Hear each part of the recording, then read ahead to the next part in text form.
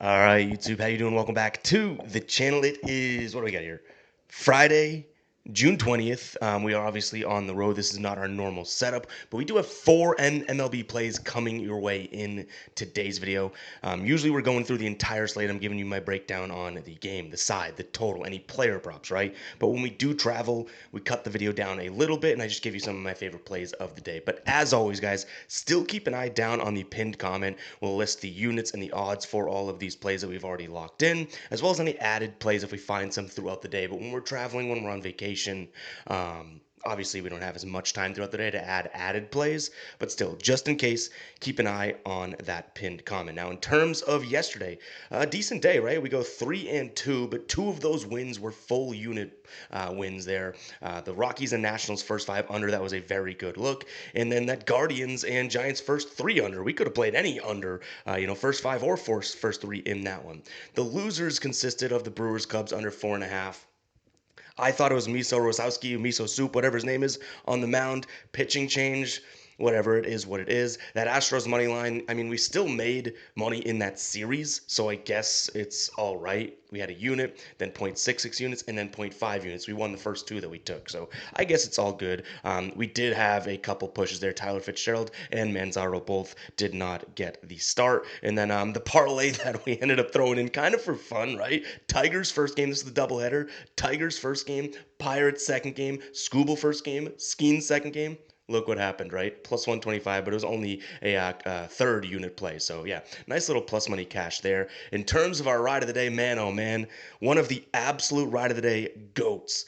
Sports side Jacob here had the first five team total, kind of got burned. They scored two through, I think it was six. Actually, first seven team total, right, for the Pirates. And unfortunately, they do score two. They hit the over. But if you guys have been watching for a while, especially in the NBA, Sports side Jacob is one of the all-timers here with the ride of the day. He won an absolute streak, a few months back, maybe like 6 months back. So, Jacob, you deserve your shout out. We don't even have the womp womp when we travel, so you don't even have to get the womp womp. If you guys don't know what the ride of the day is, it's simple. Just use that hashtag ride of the day down in the comments. I jump on board with one person's play each and every day and give you a shout out in the next video, win or loss. If you win, we continue to ride with your plays. We update the tracker, which will be listed in the pinned comment. If you do lose, you still get the shout out, but we do got to talk about it, right? So, if you're up for the task, drop that hashtag right of the day with your favorite play down in the comments. But, all right, guys, before we do get into today's picks, I want to talk to you about Novig. Quick little promo here. If you guys have not checked out Novig yet, I do honestly believe you are missing out. We have a play later on in the video that we got at Novig for plus money, and it was like, plus money is in plus 119, and it was even money everywhere else. That's nearly 20 cents of value simply by using Novig. If you don't know what it is a sportsbook exchange, meaning people like you and me are going up against one another with the odds and the lines that we set, so you're not paying as much juice compared to all those other big books out there. So go ahead and check it out. I'll put a link down in the description as well as the pinned comment. I've been using this a lot lately. A lot of these exchanges, really, really cool. It's available in a lot of states as well. So check out Novig. If it's available in your state, definitely sign up. You'll get some bonus cash by using that link down below as well. But all right, let's go ahead and dive into play number one. Again, 4 plays coming your way. Couple of them juiced, one of them plus money, which we'll get to at the end, but let's dive into it here. First play, this is one of those juicers.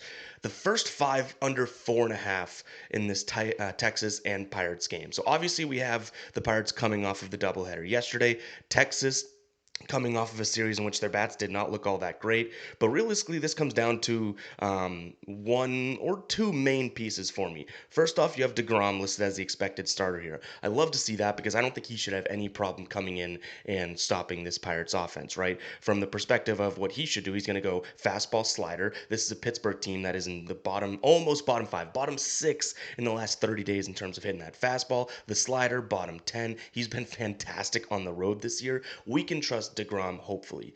But I also think that this Texas lineup could suppress itself. Burrows is on the mound, and this guy is not pitching all that terribly. Is he better than DeGrom? Is he even closer to DeGrom's level? No, but this Texas team, in their last 4 games, 2, 1, 3, and 1 runs scored. On the road this year through the first 5, they are averaging a little more than I'd like, 2.3 runs, but Pittsburgh's only averaging 1.6, and that's against all the pitchers that they've seen at home, right? So now you have DeGrom, who's obviously the creme de la creme. I expect Pittsburgh to struggle and Texas to hopefully just continue their struggles here. I wanted to look at the 4 for better odds, but to me, this does have a potential 2-2 type game written all over it, and that half a run could come in handy. So, first play is going to be that Texas and Pittsburgh. First 5 under 4.5. I really wish we could have snagged this at a better price. Minus 152, I get it. If you're okay with that price, I don't mind this. If you are looking to tail and you're like, that's a little bit too expensive, I still don't mind the 4, but obviously that push potential could kind of burn you in a sense. Next up, we're not going towards an under. We're looking at an over. We got the Reds taking on the Cards. Now, in this one, we have Brady Singer and Andre Piante on the mound. Palante, I like to do the double L thing, Piante. I expect this one to be like a 4-4 next run wins. Piante has been very, very good against this Reds roster over his career. In terms of that, we have that right up in front of us. Let's pull that up. He has 104 plate appearances against, K rate of 20, walk rate of 9, average against of 234. So that's going to be sort of the concern, right? Like that's the thing that we're potentially going to sweat. But this Cincinnati offense has been cruising, and if anything, they should get to a guy that likes to give up a decent amount of contact like Payante, right? In terms of, and I can say Palante if it pleases the people in the back, all right? But Palante, don't necessarily think is going to have these swing and miss opportunities. I believe his whiff rate is like below 10, his chase rate is below 30, and then Brady Singer you could say the exact same thing about. And both of these pitchers, Brady Singer's been struggling on the road this year. Andre Palante has been struggling at home this year, right? The bullpens are pretty mediocre, and you have Cincinnati, who's one of the best lineups in baseball right now. This Cardinals team, I guess, is the offense that I'm concerned with, but take a peek at how they've been scoring: 12, 5, 8, 8, 8, and 8. Cincinnati at 5, 11, 8, 6, 4, and 5. All we need is these two squads to just kind of keep doing what you're doing against two mediocre pitchers. Last 3 games, Cardinals have been averaging 8.3 runs. Cincinnati's been averaging 5. So yeah, come on now. Let's see if we can get some runs across the board here. Looks like it's going to be 80, I believe, like 86 degrees or something like that in St. Louis. Wind blowing directly out. Like this should be a decent spot for an over. In fact, I believe we only have a third of a unit on it right now. You might see this one bumped up to like maybe a half unit or something like that in a little bit. So maybe 0.66 units is probably what we'll be looking at here. Not a full one. And again, the only reason we're not doing that is we've probably spent about 50% of the time that we normally do on some of these plays. Because when I talk about them in the video, when we're at home and in the office and whatnot, there's that's my initial read, and then we spend hours throughout the day really kind of finalizing things, right? When we're traveling, we're waking up early, trying to get ahead of the day and doing research in a matter of hours versus multiple. So that's kind of the reason of the light units. It's not necessarily like a confidence level thing or whatnot. It's just kind of an old keep the mind at ease type thing. So I just wanted to explain that. But yeah, over 8.5 there for the Reds and the Cards. If you guys made it this far in the video, go ahead and drop a comment, number 8. Comment 8 lets me know that you made it 8 minutes in. This is probably our biggest stake of the day. I think we're looking at maybe a full unit play here, and it's just because of the odds. Again, I was hoping to get an alternate line here. Haven't seen one come out of Zach Gallen, my guy, one of my favorite pitchers in the league, under 3.5. I'll keep perusing. We did already put in a play here, so this is a final play for the under 3.5. He's going up against the Rockies in Colorado. I'll make that note. But I'm looking for an under 2.5 too, because I do think he has a spot in which he could pitch well today. Now I understand why this line is where it is. I do, but Gallen has some really good numbers against this Rockies roster, the guys that are actually on the team. 113 in terms of plate appearances against, 34% K rate, an average against of 243, a WOBA of 331, launch angle of 9.1. That launch angle to me is very, very important because he's going to keep the ball in the ground on the ground in a field like this that just absolutely vomits throw ups, right? The thing that I will say with him is what you're going to get in terms of pitch, right? You're going to get a ton of fastballs.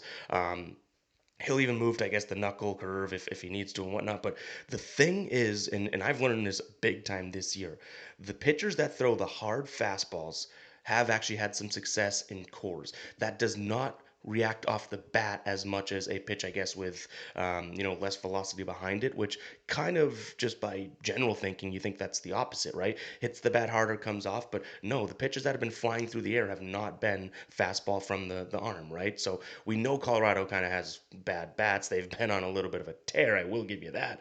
But to me, Zach Gallen throwing a lot of fastballs, coming off of a couple Starts. I think that this guy gets it done and packs him in. So again, 3.5, 4 earned runs for him to hit the over here. I don't think so. And I'm going to still keep my eye out for an under 2.5. I think Gallen has a decent day today.